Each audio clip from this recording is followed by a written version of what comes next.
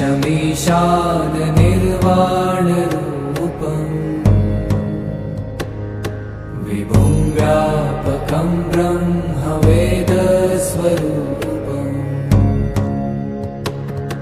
निजं निर्गुणं निर्विकल्पं निरीहम्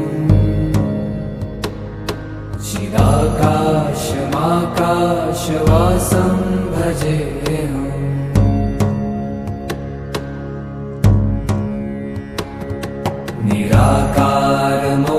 निराकारमोङ्कारमूलं तुरीयम्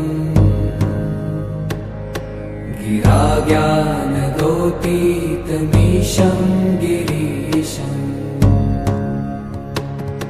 करालं महाकालकालं कृपालुम्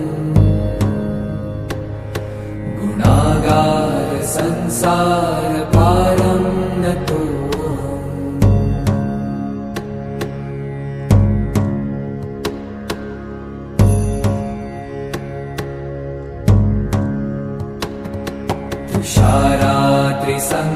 तुषारात्रिसङ्काशगौरं गभीरम्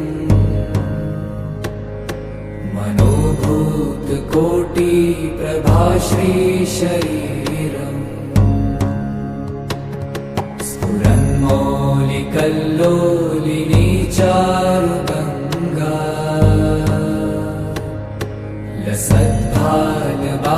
लसद्भालबालेन्दुकण्ठे भुजङ्गा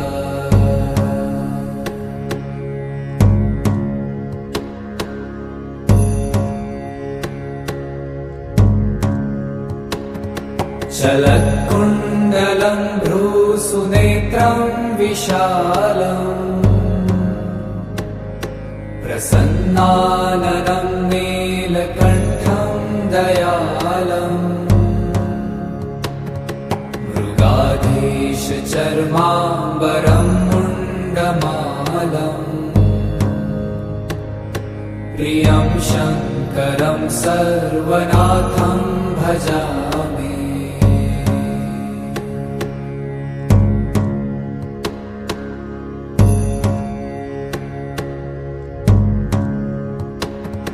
प्रचण्डं प्रकृष्टं प्रगल्भं परेशम् अखण्डम् अजं भानुकोटिप्रकाशम् त्रयशूलनिर्मूलनं शूलपाणिम् भजेऽहं भवानीपतिं भावगम्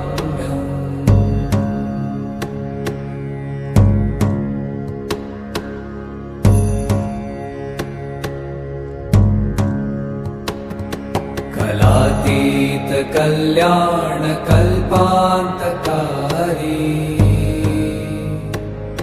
सदा सज्जनानन्ददाता पुरारी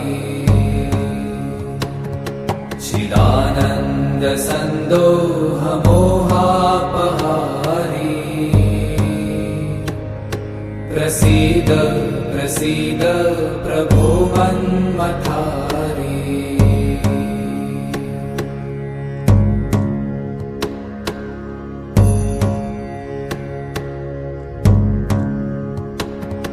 न यावत् उमानाथ पादारविन्दम्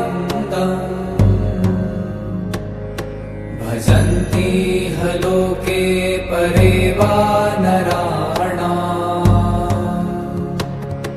न तावत् सुखं शान्तिसन्तापनाशम्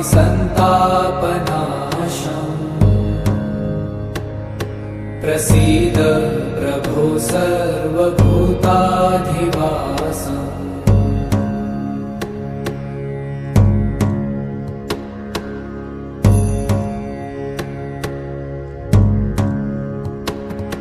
न जानामि योगं जपं नैव पूजा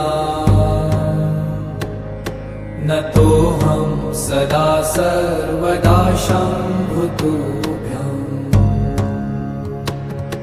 जराजन्म दुःखौ गतातप्यमानम् प्रभो पाहि आपन्नमामी शशम्